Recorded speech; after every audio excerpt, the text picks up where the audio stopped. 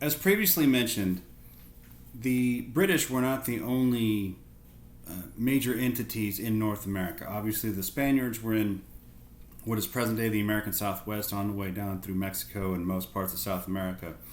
The French also had taken control over what is present day Canada, from the St. Lawrence River all the way throughout the Great Lakes region and the immediate region all down through the Mississippi River down to the Gulf of Mexico. They formed what is present day New Orleans in the early 1700s to be a major trading post from the Caribbean up through the Mississippi River through the central artery of North America, connecting the Great Lakes all the way through the St. Lawrence River. And the French were not foolish either. They set up major different fortifications and even missionaries all along the St. Lawrence River.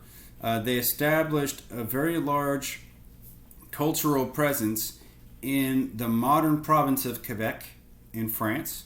They established cities such as Quebec City along the St. Lawrence River, and they inhabited the Great Lakes region. So if you've ever wondered where some of the Great Lakes cities have such a French-sounding name, it's because of the French. Detroit, for example, that's not a British name. That's not a Native American word. That is a French word. Okay? The town of Sault Ste. Marie up in the upper peninsula of Michigan, founded by the French, as to be a central trading post in the Great Lakes region as well. St. Louis gets its name after that. Louisiana was named after King Louis of France. And so you have an entire territory that had become dominated and colonized by the French. They had a different relationship with Native Americans than did the English, eventually British. Reasons why.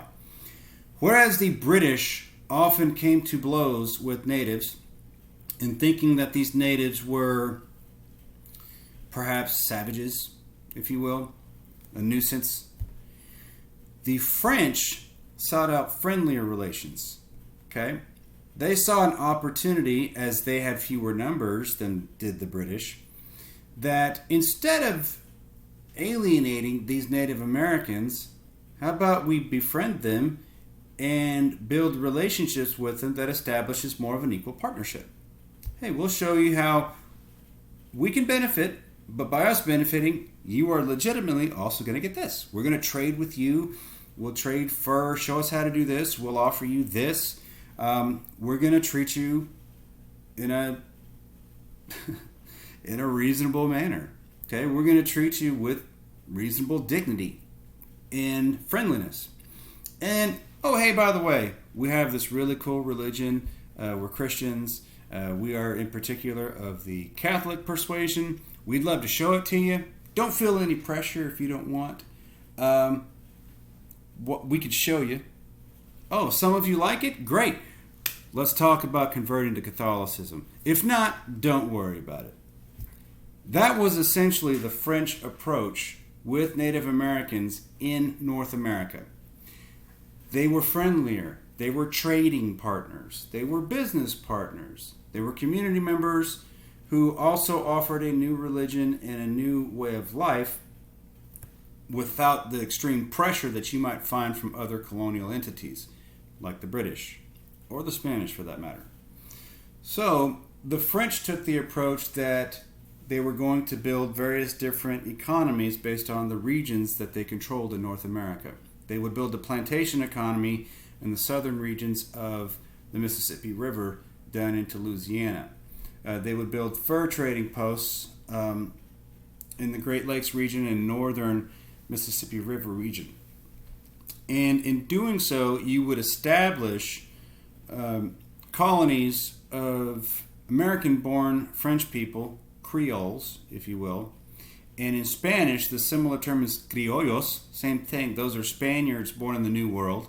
Well, Creoles are Frenchmen born in the New World as well. Okay? Same thing. You would have entire populations of Creoles, like New Orleans, founded in 1718, that would be populated by a mix of those Creoles and some of the Native Americans who sought larger involvement within French culture. Okay? So, you also had the British, of course, but in northeastern North America, you also had the very large Iroquois Confederacy, basically stemming from the Great Lakes region all the way through the eastern coast, present-day New York State, parts of Pennsylvania, and parts of New England.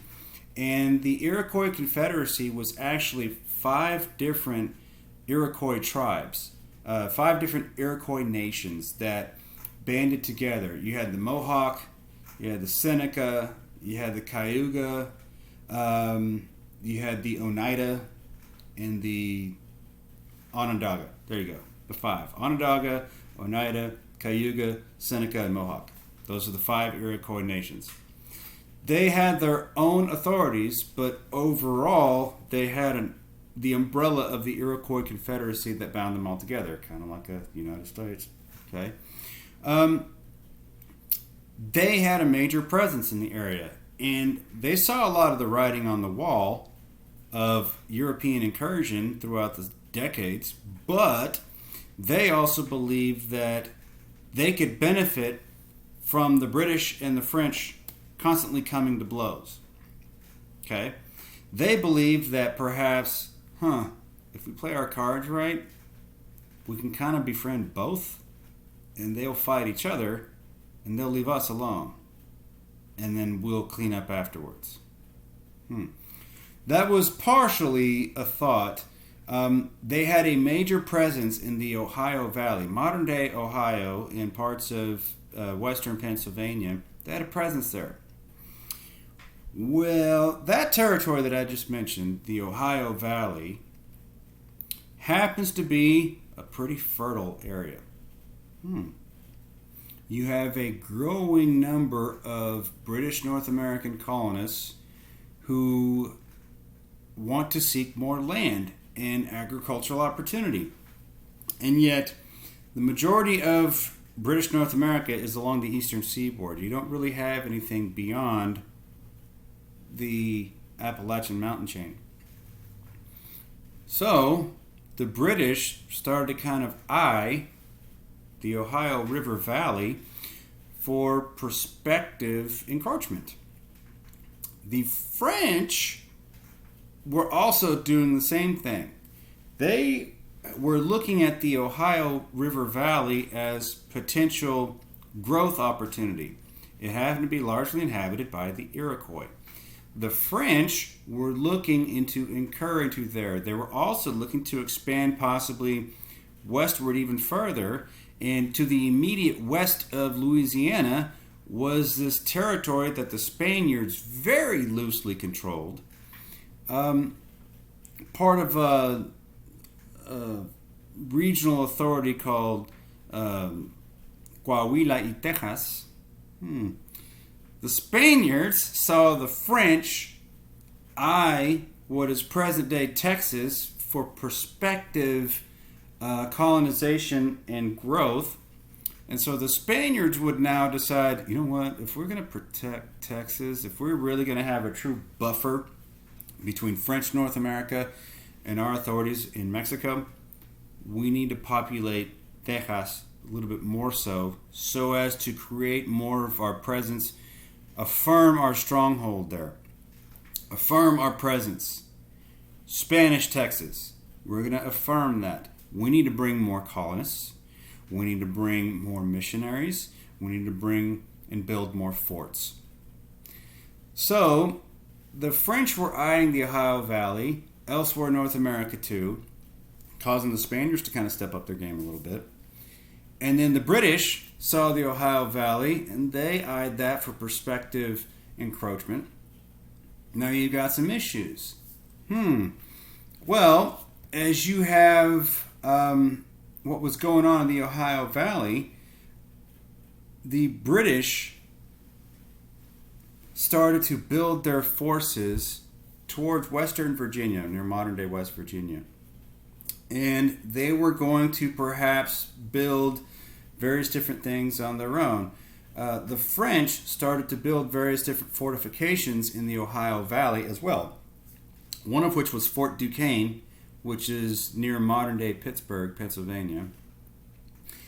And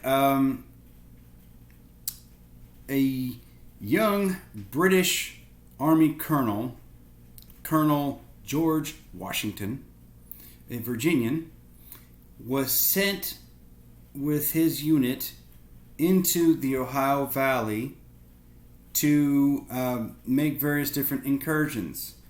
And in 1754, as he was making this incursion, he wanted to challenge, his role was to challenge the French Fort Duquesne and lay the groundwork to have more of a British authority. And he had a very minor skirmish near Fort Duquesne. He killed his men killed a French officer when they met a French patrol, and they encountered some Native American forces as well.